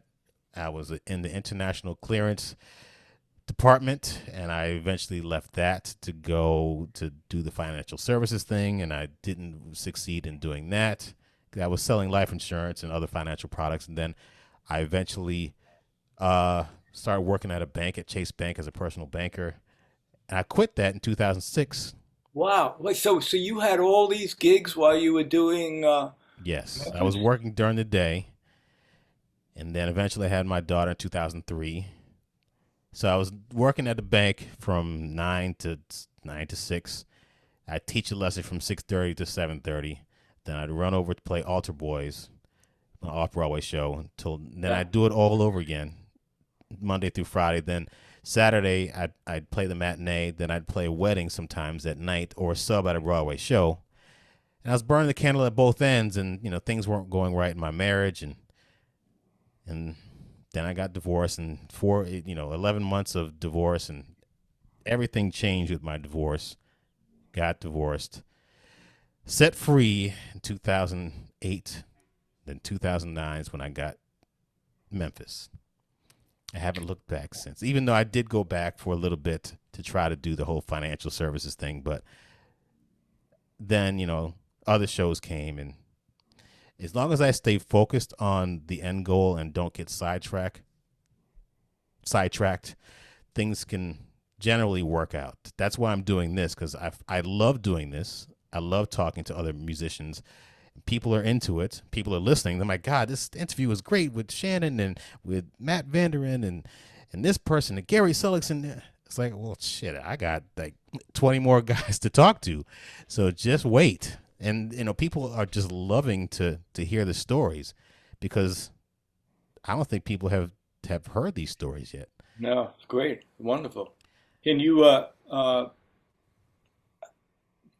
reap financial rewards from it?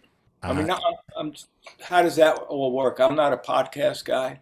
well, I'm working on trying to find a way to do that. I mean, people do make money from podcasts, and usually it comes from ad revenue.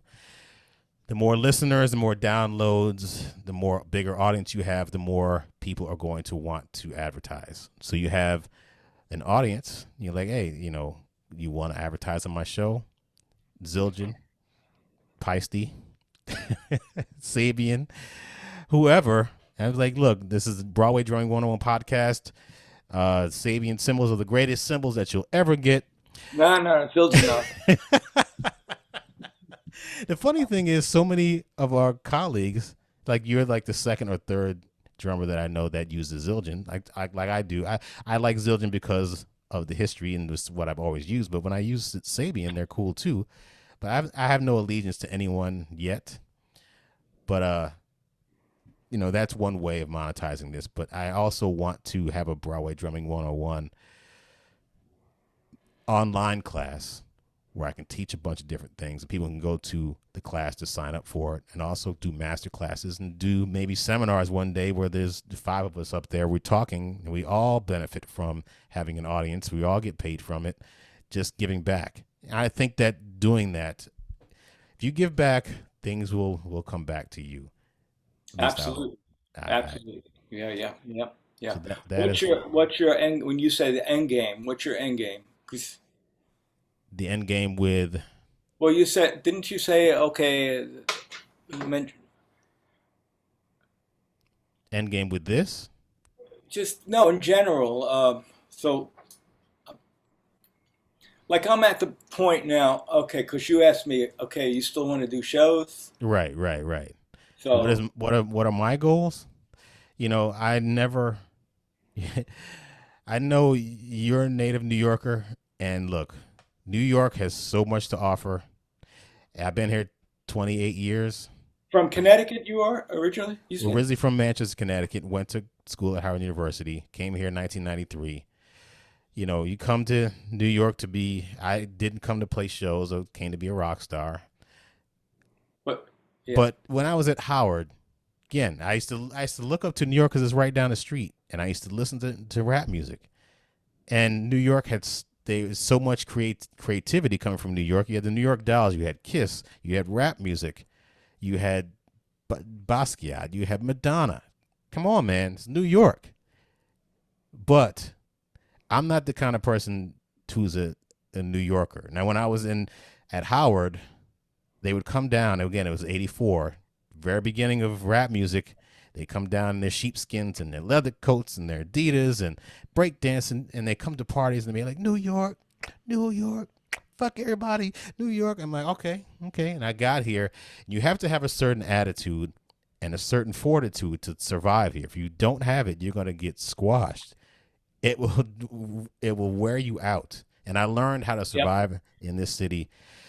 But as you get older, your priorities change and your goals change. When I went to California in 2013 and I learned about the ocean and the mountains, it's something I've always been into. And I like that kind of vibe. And that's kind of where I want to be. Even though I don't like the politics of California anymore, I still want to be around ocean or big bodies of water and mountains. I just need that for my own personal being. I just don't like to be around all these buildings. My wife feels that way too. Nina wants has to be near. Yeah. So Well, 'cause that's my end game. I've been saying for many years that I need to get out of New York for my own sanity, and I'm staying here specifically to raise my son. I'm not leaving my son. Not. I so don't he want gets to college, right? until he gets to college. Yeah, yeah. When after high school, I don't care. I really don't care what I'm doing. I'm leaving.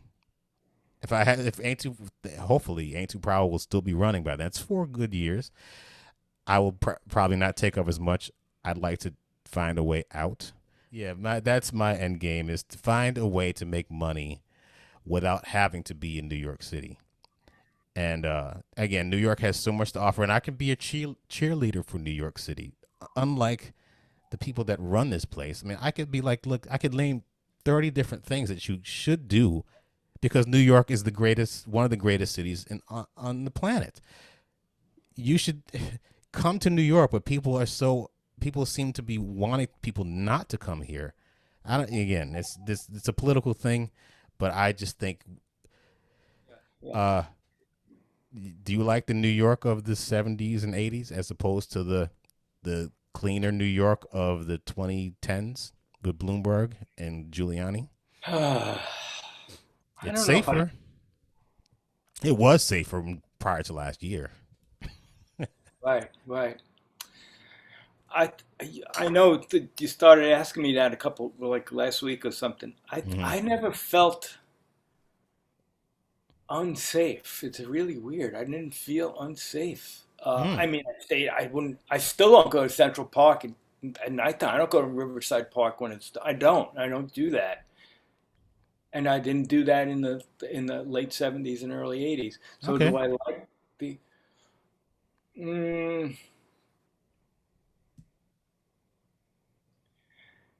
I miss the mom and pop stores. I bookstores, but that happens in every city. You know, bookstores and record stores and Hmm. you know, little shoe stores or whatever, little places where you can buy nice. I miss those places. Yeah, I miss those, and I miss the smaller bars and I don't like these humongous buildings that are up on Eighth Avenue now with like the lobbies, the ceilings of 30 feet. You know what I'm talking about, right? You talking about like on 57th Street, the big new buildings that are up? Oh, even like um, what's the place on there used to be more tenements and the bars used to be like on 46th Street. There used to be like 46th Street between 8th and Ninth, Restaurant Row. Hmm. 8th Avenue used to look like that, Oh, or really? a lot of it. Yeah, there weren't as many tall buildings. But that's changed, and Hmm. I mean, that's like saying, did you like the world before internet and Dropbox and streaming? Ah, Yeah. good point there. Yeah, well, I like calling people. But the thing is, I remember seeing somebody on Facebook, and this older guy was like, "Man, I can't believe people are asking me to play gigs with just texting me. Why don't you call me?" Dude, man, I've done so many gigs. I've never met the person until I'm on this bandstand. It's texting, texting, and then email, a bunch of emails, and then you get on the bandstand, and then we're together. It's just the way things are. Or they get through Facebook Messenger or a direct message on Instagram. It's just a different world now. People aren't calling radio registry. Yeah, you too, 800. That's going to be the Hold name of this on, episode. hold on, hold on. You going to call it? I don't know what's going to happen. I want to hear this. Me too. Hello? Wait. The number you dialed is not in service. Okay, No jobs for us. different world. So we did it. Yeah. Oh man. So I'm gonna end this by saying All right. thank you, Ray Marchica, for having for thank you, Ray Marchica, for taking time out to join me on Broadway Drumming 101. I can't wait to see you in person sometime soon on the Broadway Same here. campus. Same here. And thanks again for joining me. Thank you for asking me. Really, it's and good luck, and you're doing a great thing. It's wonderful. Thank you, Very sir. cool. Yeah, much success and really good questions. Really good. You made me feel very comfortable and natural, and you did your homework. I know you did your homework. So I thank you. try. No, All you right. did. All right. Thanks again, man. We'll talk soon.